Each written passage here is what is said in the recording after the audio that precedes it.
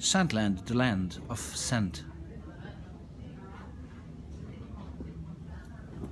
Hello and welcome back, everybody. Chris here, back with another fragrance review, coming to you from a very nice place in Malmö, Sweden. And I decided to look at a fragrance today that is quite rare, and it's coming from the house of KNIZE, Austria, and it's called KNIZE SEC. That's the fragrance for you. It's the same sort of packing, because it's a flanker of the great original worn by James Dean, KNIZE 10. KNIZE SEC comes from a different decade. KNIZE 10 obviously came from the 50s.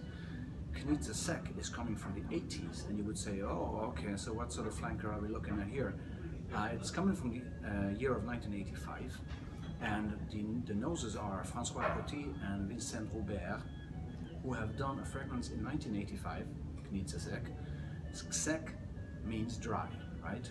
So is this a dry fragrance? Yes, it is, but it's much more than that, and it's a perfect flanker. It stands on its own feet. Why and how? The fragrance itself, comes in the same usual packaging, great sprayer on it, and what you get from this fragrance is at the start it's a lemony orangey start with some coriander. It's already a bit spicy, it's aromatic, yet it's fresh and juicy at the same time.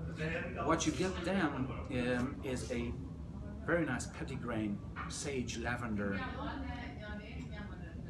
sort of boozy impact that turns with a dry down to a smoky, incensey, leathery, white musky base. It's a semi-fresh, woody, leathery, boozy, dry, smoky fragrance that even though it's been released in 1985, it's way ahead of its time. It is, performance-wise, hitting all the marks. Longevity is great. I tried it in the last 24 hours. Easily lasts you on your shirt and all that. You get the whiffs the next day. And the signature and projection are, I would say, medium to heavy. Yet it's been released in 85, but it's not a typical 80s fragrance. They have done something that's way ahead of its time. What does it remind me of? It's like this leather couch, warmth, coziness, almost festive, but like more formal than casual. You have to be dressed up maybe for this fragrance. It's very manly, and this booziness, this semi-fresh booziness that turns into this leathery, smoky part. Actually, patchouli in there and amber or ambergris make it dirty warm as well, right? So you get a very classy feel. I would think of a bar in somewhere in Manhattan. I think loads of current releases try to sort of depict this picture of this bar type of feeling.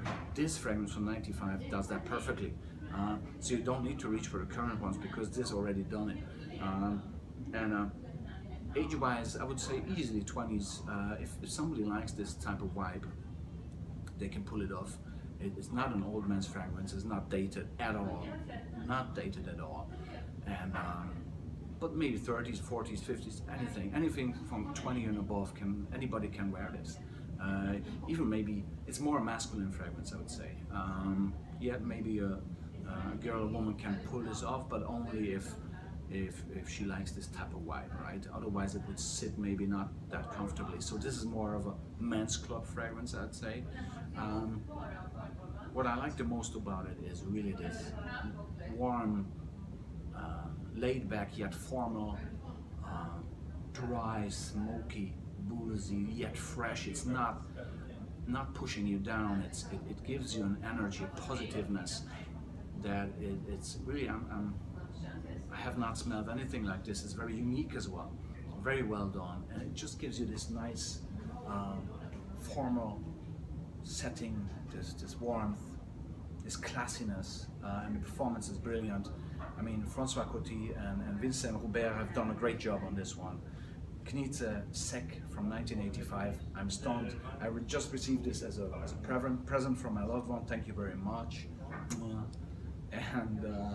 And you know, if you want to sniff this, make sure you'll find it somewhere because it's worth it. Again, it was KNIZE SEC from the House of KNIZE, 1985. Fantastic release, much more than just a flanker. That was Chris from Sweden, from Malmö, and I'm wishing you guys all the best. Have a great Christmas time wherever you are, and see you soon for another review. Thank you very much and enjoy.